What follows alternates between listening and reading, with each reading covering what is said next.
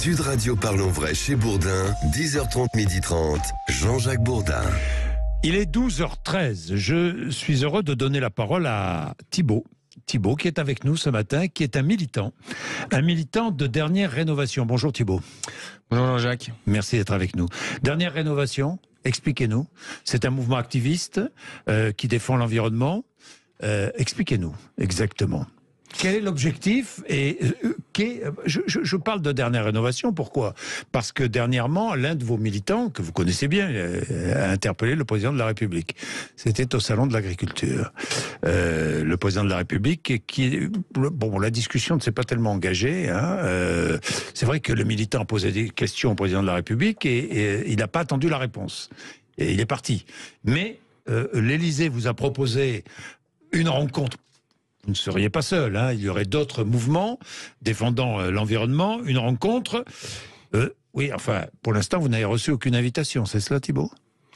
Oui, tout à fait. Pour l'instant, on a donc répondu à l'invitation d'Emmanuel Macron, qu'il a partagé publiquement à la suite de... Oui. De l'interpellation. De l'interpellation et surtout de l'agression qu'il y a eu sur un autre citoyen qui soutient Dernière Rénovation, qui s'est fait violenter par des forces de l'ordre. Agression, il y avait... Qu'est-ce qui s'est passé ? Il s'est fait tirer les cheveux. C'est vrai que ça se fait pas. Tirer les cheveux et plaqué au sol pour avoir essayé de parler au président. Et à la suite de ça, donc le président Emmanuel Macron a fait une invitation publique pour dire que lui, il était très ouvert au dialogue, etc. et que c'était un peu nous qui refusions d'échanger. Et donc nous, on a répondu à cette invitation favorablement. Et pour l'instant, il n'y a toujours pas de retour au-delà du coup de communication du président. Écoutez, s'il y a retour, il y aura retour. Enfin, je ne sais pas s'il y aura retour, nous verrons bien. De toute façon, nous allons suivre. S'il y a retour, vous irez à l'Élysée ? Donc nous, vous irez dialoguer avec Emmanuel Macron ? Nous, on souhaite dialoguer avec Emmanuel Macron, on souhaite dialoguer avec le gouvernement. Notre campagne, elle vise à obtenir une revendication et ça a toujours été extrêmement clair la façon dont le gouvernement peut mettre fin aux actions. Donc on a une campagne de résistance civile qui vise à obtenir un plan de rénovation énergétique du bâtiment. Depuis le début, ça fait 1 an, on a envoyé une lettre il y a 1 an au gouvernement. Votre objectif, c'est obtenir un plan de rénovation énergétique des bâtiments. Spécifiquement, faire passer les mesures qui ont été élaborées par les citoyens de la Convention citoyenne pour le climat il y a maintenant 2 ans, qui ont été appuyées par des experts et qui ensuite ont été balayées par Emmanuel Macron dans la foulée. Donc on les a reprises et puisque ce qui n'a pas marché par les urnes, ce qui n'a pas marché par la Convention citoyenne pour le climat, maintenant on essaye de forcer en fait le gouvernement à adopter ces mesures qui bénéficieront au plus grand nombre. Bien plus largement, il n'y a pas que Dernière Rénovation, il y a plusieurs mouvements qui sont d'activistes qui défendent le climat et qui parfois, je sais pas moi, par exemple, j'ai vu dégradation de distributeurs de billets de banque, de BNP Paribas, blocage de jets privés, des pneus de SUV qui sont dégonflés. Ça sert à quelque chose ou pas ? À quoi ça sert ?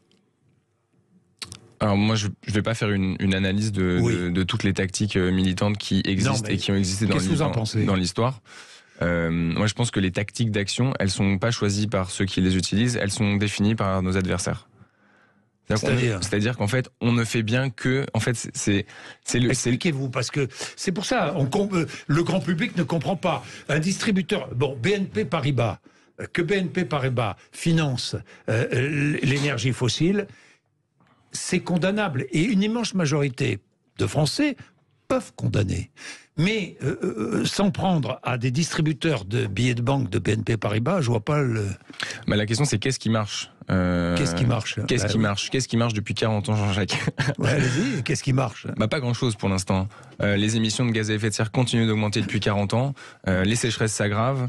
Les émissions de gaz à effet de serre continuent d'augmenter dans le monde depuis 40 ans. Ça a beaucoup baissé. Elles continuent d'augmenter. Oui. Elles sont beaucoup plus élevées aujourd'hui. On a émis la moitié des gaz à effet de serre dans les 30 dernières années. Sur des 2000 dernières années, la moitié ont été émises sur les 30 dernières années. Ça continue d'augmenter. Donc la question, c'est pas tant de savoir est-ce que tel ou tel truc ça marche, etc. Ça, à la limite, c'est des débats stratégiques d'activistes. La question, c'est qu'il n'y a pas d'autres moyens d'action. Lesquels ? On a marché dans la rue, 2,5 millions de personnes qui sont allées manifester. Qu'est-ce qui s'est passé? Rien du tout. D'ailleurs, vous avez marché dans la rue, ça a très bien marché, si je puis dire. Et ensuite, vos manifestations suivantes ont moins bien marché. Il y a beaucoup moins de monde. Mais pendant un an, il y avait des millions de personnes dans la rue. Il y a un moment, des mobilisations, ça dure jamais des années avec des millions de personnes dans la rue. Emmanuel Macron ne les a pas écoutés. Les scientifiques font des conférences, etc. Emmanuel Macron ne les écoute pas. On a eu 200 000 gilets jaunes qui sont descendus dans la rue. On a eu une convention citoyenne pour le climat notamment. Qu'est-ce qui s'est passé après ça? Les gilets jaunes sont descendus dans la rue parce que le gasoil coûtait trop cher. Hein. Non, ils sont descendus dans la rue. Ils sont descendus dans la rue pour dire la transition écologique ne se fera pas aux dépens des plus pauvres. Et c'est à ce dessein que servait la Convention citoyenne pour le climat. Ça n'a pas été écouté. La pédagogie a été faite, ça n'a pas été écouté. Il y a un moment, je veux dire, les tactiques, elles sont imposées par la situation. Quand on accule quelqu'un dans une ruelle et qu'on lui explique qu'il va crever dans 40 ans, je veux dire. C'est le fait de dire que c'est les personnes qui sont acculées qui elles-mêmes choisissent leurs tactiques, c'est faux. Les tactiques, elles sont imposées par ce qui est en train de se passer et par le fait que le gouvernement refuse toutes les autres alternatives. Mais est-ce que vous ne pensez pas que l'urgence climatique, puisqu'on parle du climat, c'est banalisé dans l'opinion? C'est la raison pour laquelle, justement, il y a moins de monde dans la rue pour défendre le climat. Il y a moins de monde qu'il y a 3, 4, 5 ans. Non ? Non, je crois pas que c'est parce que l'urgence est banalisée. Je crois que c'est parce que les gens n'y croient plus, parce que les gens sont déprimés par un gouvernement. Ne croient plus à quoi?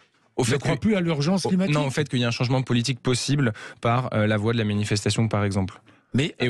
Pourquoi est-ce qu'il y a autant d'abstention, par exemple, quand on vote? Pourquoi est-ce qu'il y a aussi peu de jeunes qui vont voter? Pourquoi est-ce que maintenant il y a moins de personnes qui descendent dans la rue? C'est parce qu'une fois qu'on l'a fait 1 fois, 2 fois, 3 fois, 5 fois, qu'on est descendu dans la rue gentiment, qu'on a demandé et que rien ne se passe, il y a une perte en fait parce que la manifestation, ça reste quand même une manière ça reste un acte de confiance envers le gouvernement qui vise à dire on va descendre dans la rue et on va vous dire qu'on n'est pas d'accord et on fait confiance qu'une fois que vous comprendrez qu'on n'est pas d'accord, là on ira, là vous allez agir.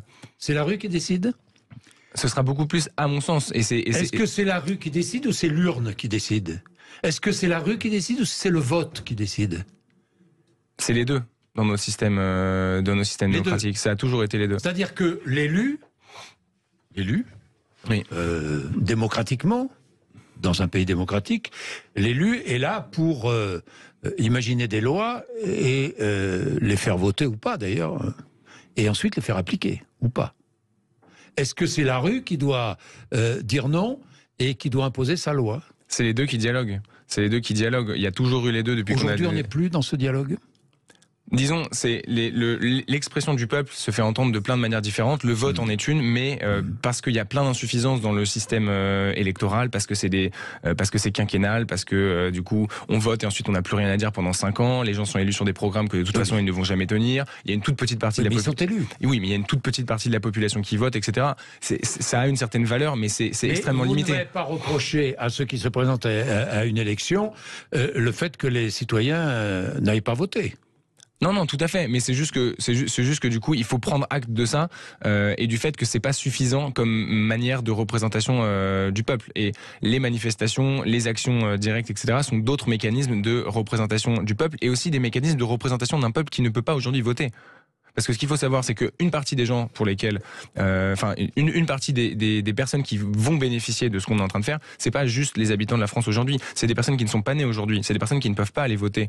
Et donc on est en train de sceller le destin de personnes qui aujourd'hui n'ont pas leur mot à dire dans les politiques, que ce soit en France à l'avenir ou que ce soit dans les pays du Sud global par exemple. Ils n'ont rien à dire sur le gouvernement Macron par exemple aujourd'hui. Cédric est avec nous. Bonjour Cédric.